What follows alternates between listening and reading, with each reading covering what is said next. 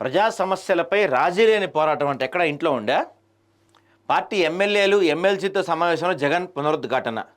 క్షేత్రస్థాయిలో ఈ ప్రభుత్వంపై తీవ్ర వ్యతిరేకత. ఓరు నాయన 8 నెలలేరా బాబు ఈ ప్రభుత్వం వచ్చింది, అప్పుడే తీవ్ర వ్యతిరేకత అంట. టీడీపీ ఇస్తామన్న పథకాలన్నీ మోసాలుగా మిగిలాయి. మనం యుద్ధరంగంలో ఉన్నాం, విజయం దిశగా అడుగులు వేయాలి. ప్రజలకు తోడుగా వారితో ఉంటే గెలుపు సాధించినట్లే. వారి తరపున గొంతు విప్పే విషయం ఎక్కడా తగ్గాల్సిన అవసరం లేదు. పార్టీ కోసం, ప్రజల కోసం పనిచేస్తే ఉజ్వల భవిష్యత్తు నాది భరోసా. శాసనసభలో మనం ఒక్కరే ప్రతిపక్షం, అందుకే విపక్ష హోదా అడుగుతున్నాం.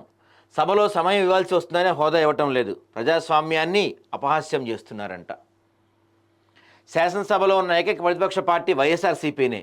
మరో విపక్ష పార్టీ అంటూ లేదు. మిగతావన్నీ అధికారంలో కొనసాగుతున్న పార్టీలే. మరి ప్రతిపక్ష హోదా ఎవరికి ఇస్తారు? సహజంగానే వైఎస్ఆర్సీపీకి ఇవ్వాలి కదా. హోదా ఇవ్వకపోతే ఎందుకు నడుపుతున్నారు?